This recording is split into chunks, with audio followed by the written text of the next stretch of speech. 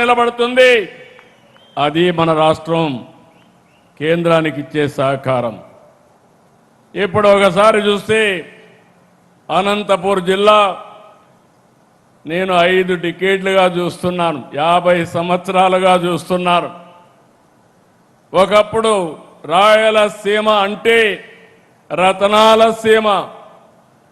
శ్రీకృష్ణదేవరాయల కాలంలో వీధుల్లో వజ్రాలు రత్నాలు రాసులుగా పోసి అమ్మేవారిని చరిత్ర చెబుతుంది. ఇది మన ప్రైడ్. అలాంటి రాయలసీమలో అనంతపురం జిల్లాలో ఒక దశలో ఎడారిగా మారిపోయింది. ఈ ప్రాంతంలో నేను కష్టాలు చూశాను.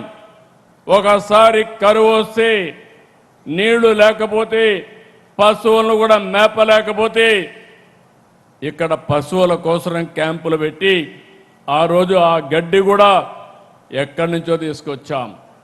పంటలు పండకపోతే నీళ్లు లేకపోతే కనీసం ఒక్కసారి ఇన్పుట్ సబ్సిడీ ఇమ్మంటే నేను ఆ రోజు ఇన్పుట్ సబ్సిడీ శ్రీకారం చుట్టాను. ఇంకో పక్క మీరు చూస్తే నేను ఎప్పుడు హెలికాప్టర్లో ఈ ప్రాంతానికి వచ్చినా ఎక్కడ కూడా చెరువుల్లో నీళ్లే ఉండేటివి కాదు, చెట్లు కూడా లేవు. అలాంటి రాయలసీమని పూర్తిగా మార్చిన ఘనత ఆ రోజు ఎన్టీఆర్ది, ఈరోజు తెలుగుదేశం పార్టీ ఎన్డీఏది. ఆ రోజు ఎన్టీఆర్ ఒకటే ఆలోచించారు, ఈ సీమకు నీళ్లు తేవాలి, జీవితాలు మార్చాలని ఆలోచించిన వ్యక్తి.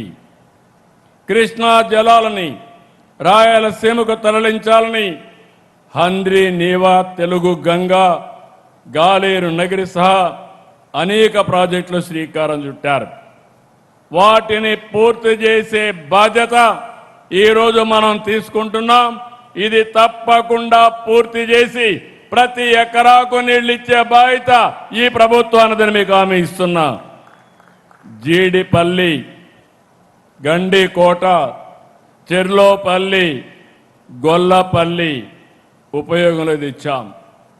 ఒక ప్రాజెక్ట్ ఏ విధంగా మారుతుందంటే ఒక గొల్లపల్లి వల్ల కియా మోటార్ వచ్చే పరిస్థితి వచ్చింది. ఇంకో పక్క భైరవాని తిప్ప, పేరూరు ప్రాజెక్టులు త్వరలోనే కృష్ణా జలాలు ఇస్తాం. సమర్థ నీటి నిర్వహణతో సీమ గడ్డకు జలహారతి ఇచ్చాం. గవర్నమెంట్ ఆఫ్ ఇండియా సహకారంతో సీమ దశ మారుతుంది. నిన్ననే 1,00,000 కోట్ల ప్రాజెక్టుతో సీమ ప్రపంచానికి హార్టికల్చర్ హబ్గా తయారు చేసే బాధ్యత ఈ ప్రభుత్వానిదని మరొక్కసారి విజ్ఞప్తి చేస్తున్నా. రాయలసీమలో ఐరన్ ఓర్ ఉంది, లైమ్ స్టోన్ ఉంది, అనేక ఖనిజ వనరులున్నాయి. వీటిని సమర్థవంతంగా ఉపయోగించుకుంటాం. కడప స్టీల్ జూన్లో ప్రారంభించి 2028 డిసెంబర్ నాటికి పూర్తి చేసి కానుకగా రాయలసీమకి ఇచ్చే బాధ్యత ఎన్డీఏ ప్రభుత్వానిదని చెప్పి నేను మీకు తెలియజేస్తున్నా.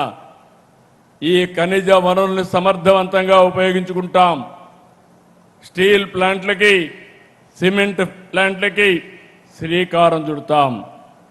Solar, wind, pumped storage, renewable energy ఉత్పత్తికి సీమ కేంద్రంగా మారుతుంది.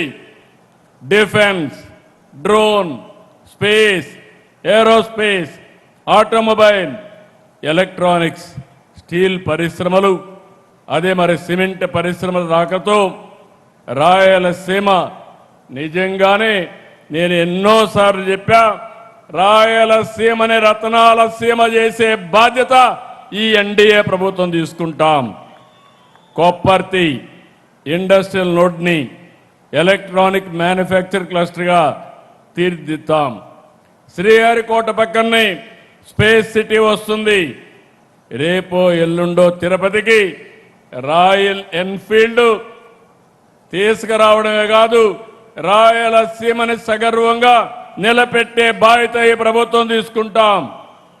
ఒక్క నిర్ణయం, 2017లో ఉమ్మడి అనంతపురం జిల్లా పెనుగొండలో కియా పరిశ్రమ తెచ్చాం.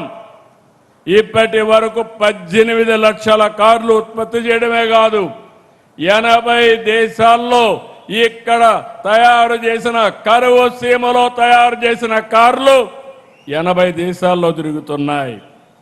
రాయలసీమ ఒకప్పుడు డ్రౌట్ జోన్, ఈరోజు గ్రోత్ జోన్గా మార్చామని చెప్పి కూడా నేను మీకు తెలియజేస్తున్నా.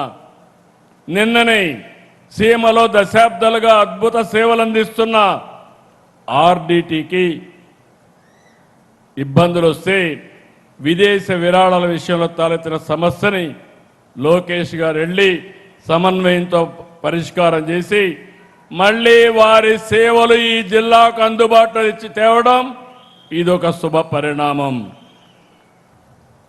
ఇప్పుడు మనకు మరో గోల్డెన్ ఛాన్స్ కూడా వచ్చింది.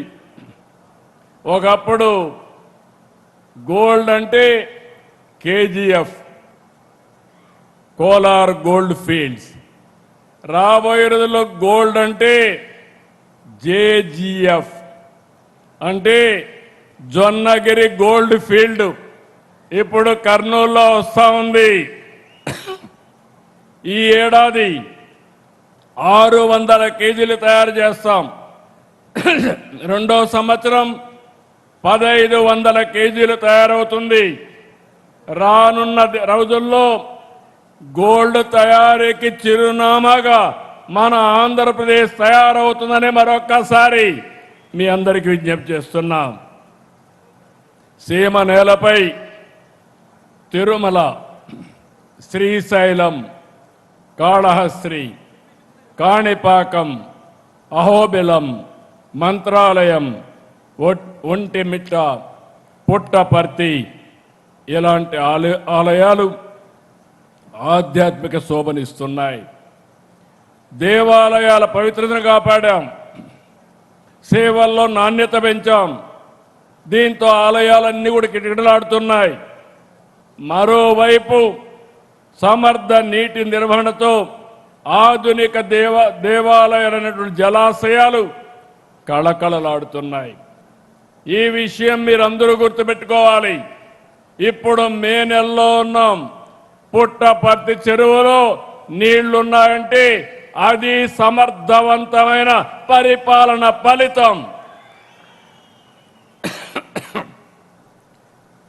ఇంకో పక్క నేను ఇక్కడుండే మిమ్మల్ని అందరినీ ఒకటే కోరుతున్నాం. ఒకప్పుడు రాయలసీమ అంటే రాళ్ల సీమ, కరువు సీమ. నేను మీ అందరికీ చెప్పాను, రాయలసీమని రతనాల సీమగా మార్చే బాధ్యత మాది అని ఆ రోజు చెప్పాను. ఈ రోజు ఆ దిశగా ముందుకు పోతున్నాం. మీరందరూ ఇది వాస్తవాన్ని భావిస్తే గట్టిగా అభినందించాల్సిందిగా ఈ ప్రభుత్వాన్ని కోరుతున్నాం. బుల్లెట్ స్పీడ్లో పోతున్నాం. ఇక్కడుండే యువతకు ఒకటే కోరుతున్నా, మీరందరూ కూడా ఆలోచించాల్సిన అవసరం ఉంది. అవకాశాలు తెచ్చే బాధ్యత మాది, అవి సద్వినియోగం చేసుకునే బాధ్యత మీది. గత 5 సంవత్సరాలు విధ్వంసంతో అన్ని రంగాలు నాశనం చేశారు. ప్రజలు అధికారం ఇస్తే క్రిమినల్ పాలిటిక్స్ చేశారు, పరిశ్రమలు తరిమేశారు, సాగునీటి రంగానికి తీరని ద్రోహం చేశారు. అలాంటి సమయంలో రాష్ట్ర పునర్నిర్మాణం కోసం ప్రధానమంత్రి నరేంద్ర మోడీ గారు, అదే మరి జనసేన అధినేత పవన్ కళ్యాణ్ గారు, నేను కలిసి హామీ ఇచ్చాం. సంక్షేమం, అభివృద్ధి, సుపరిపాలనతో మళ్ళీ బ్రాండ్ క్రియేట్ చేస్తామని చెప్పాం. 23 నెలలు 23 లక్షల కోట్ల రూపాయలు పెట్టుబడులు సాధించిన ఏకైక ప్రభుత్వం ఎన్డీఏ ప్రభుత్వం.